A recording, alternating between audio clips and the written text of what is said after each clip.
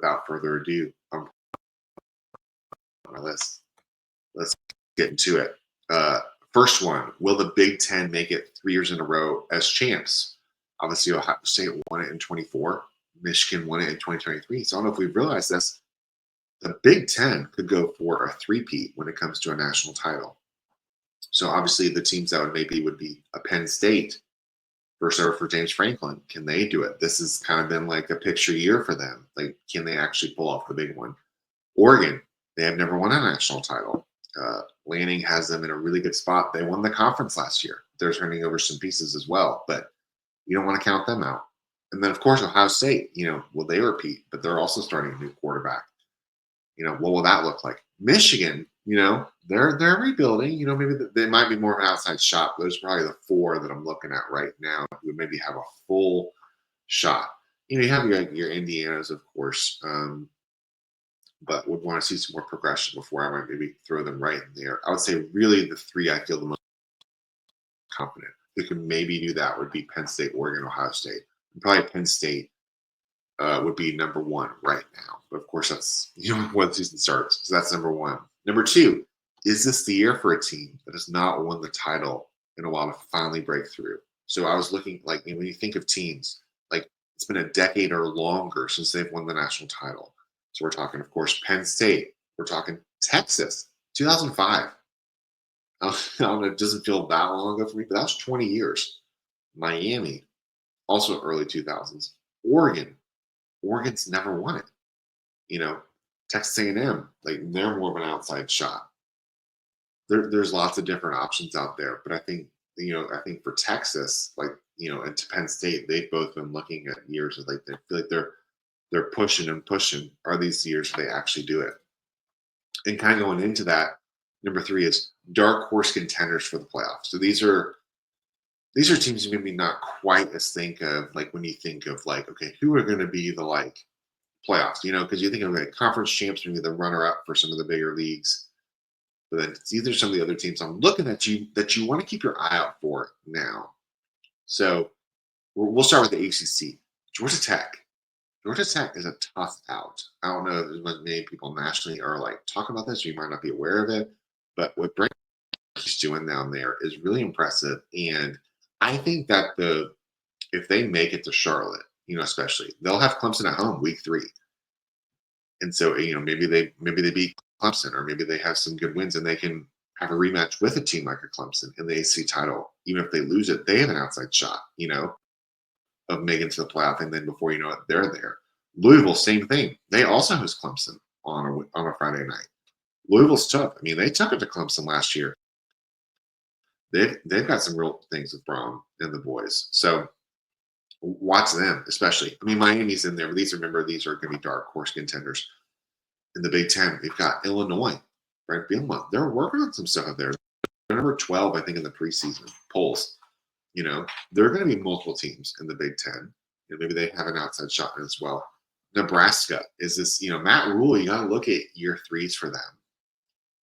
Dylan Raiola, their schedule's not as, it's doable for them, and if they maybe go 10-2, they have a shot of making it as well as one of those late seeds, maybe that 11-10 kind of a range. And then 2 teams in the SEC that you might not be as thinking about as yeah, for sure. But based on their schedule, their strength of schedule, they could have a shot at doing this as well, even as a 3-loss team. It could be Florida and Oregon. And I think for both of them, it depends on quarterback play. You got Mateer with Oklahoma, the Washington State transfer, who really has a strong shot, I think, and is in the Heisman conversation. And then you got Florida with DJ Lagway.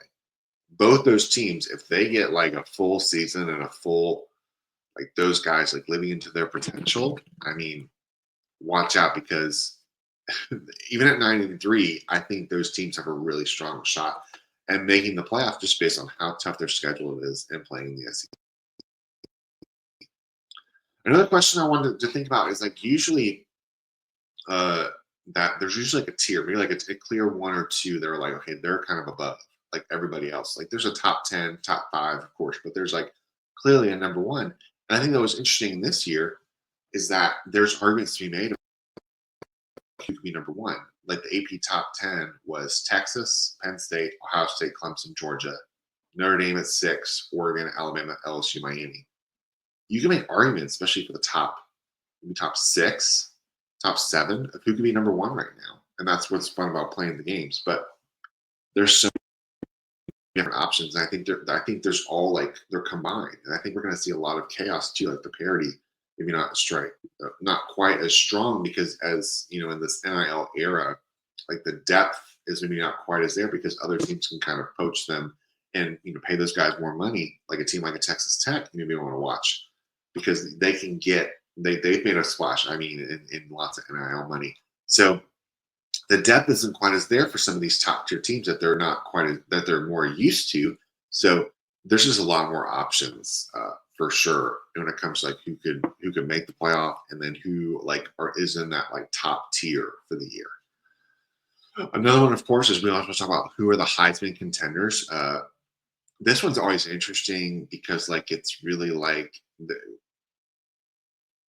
in a way it's hard to say all the way going into this, but of course you want to look at like who has the potential, right? And so you want to think of like who is going to be out there getting the touches, getting the different things in order to getting the different touches. I mean, to really have opportunities. And also too, when you think about this as well, it's not they want to make sure like they want to be like the star of their team, and definitely there tends to be like a narrative that they want to have. But then also, so they need the stats. Also, they're wanting to see the stats to back it up. And I know there's different debates, but that's just that tends to be where they go and the Heisman voters. But also too, like especially when they're offensive players. Like we had Travis Hunter last year, who was the first time really since Charles Woodson in '97 with Michigan who played both sides of the ball. It's an offensive player, but you want the games to be closer because if there's blowouts and they're getting taken out, they're not in as much of the conversation because they're not getting as much of the stats. So teams when I look at Clemson, I think you got to look at Cade Klubnik. They've never won the Heisman. I think that's an interesting thing for me, especially from my perspective, because like it's there, like there's an opportunity that's there, but Dabo especially tends to bring out the starters if they've blown teams away, or like he definitely that was probably one of the things that happened with Trevor Lawrence most is that a couple of those teams were just so dominant compared to the rest of most of their competition. He wasn't playing in most of the fourth quarters, so the stats weren't quite as high as maybe some other guys. So we'll see, and I definitely think there's lots of opportunities. I think it's one of the stronger shots that's there. We'll see. I think that's the interesting thing with the Heisman. Is that there's just a lot of options. Garrett Nussmeier, we'll talk about that with LSU.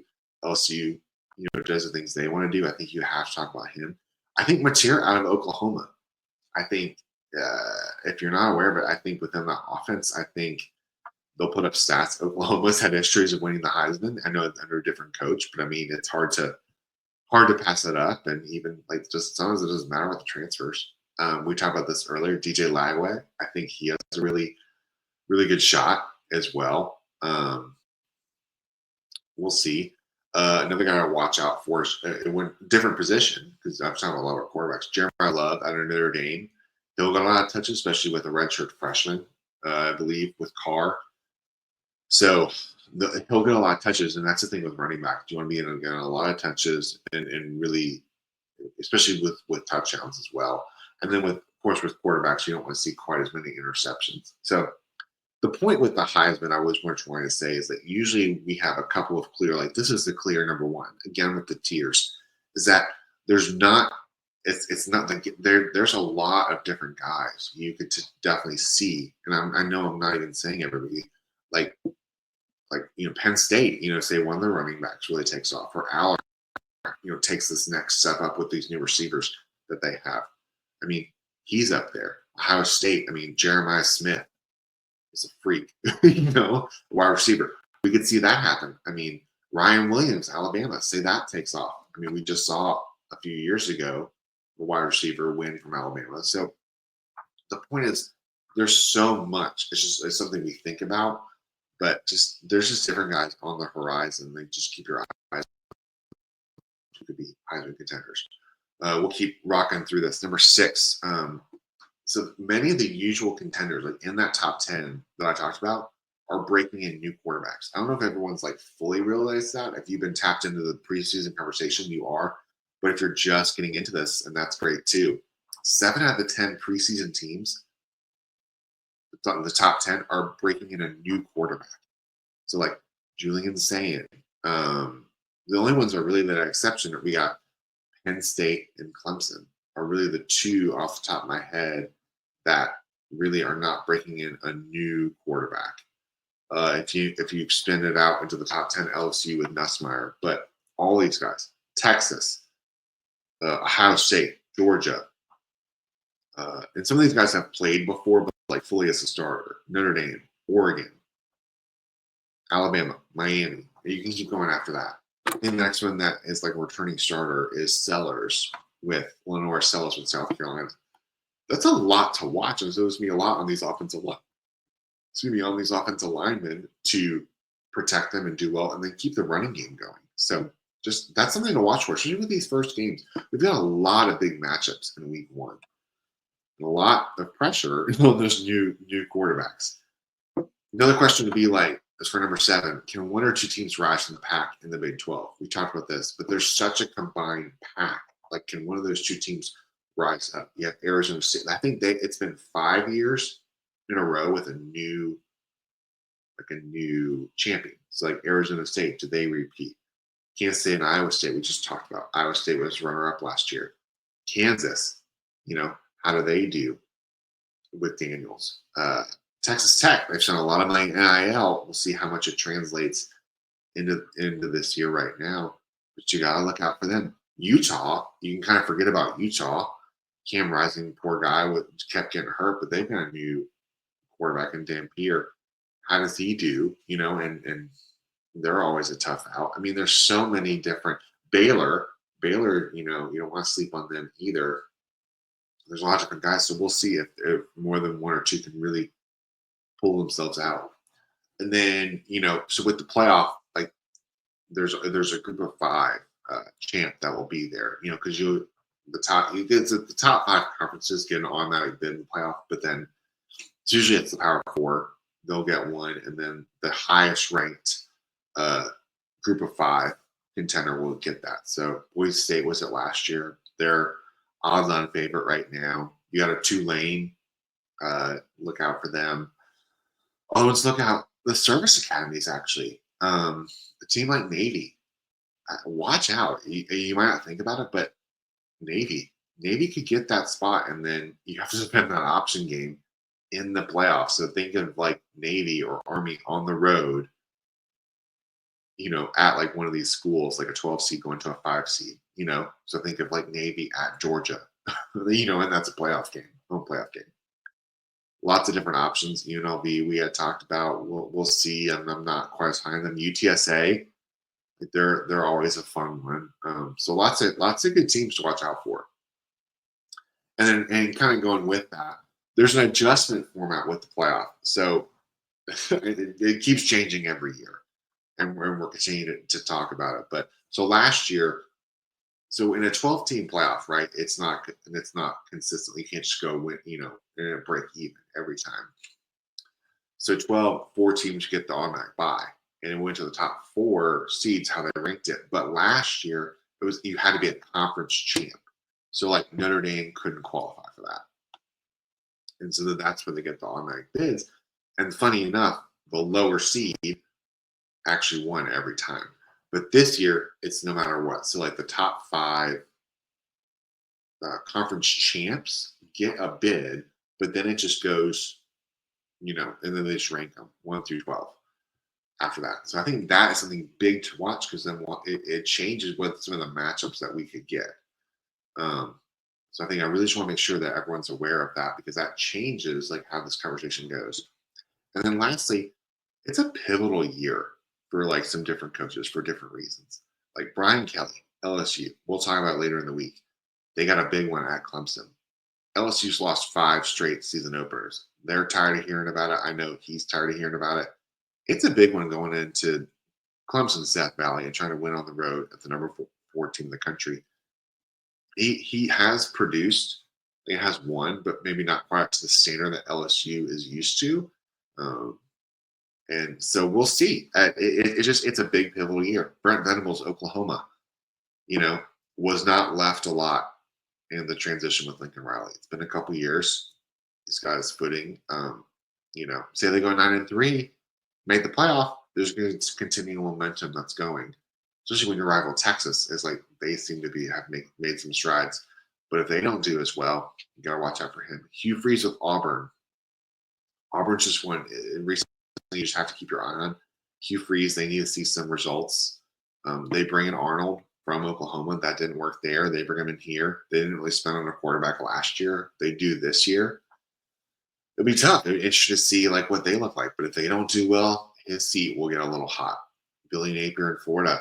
DJ Lagway has really helped with that program. But, that fan base is ready to go, and they have a really tough schedule as well. So it's another big pivotal year.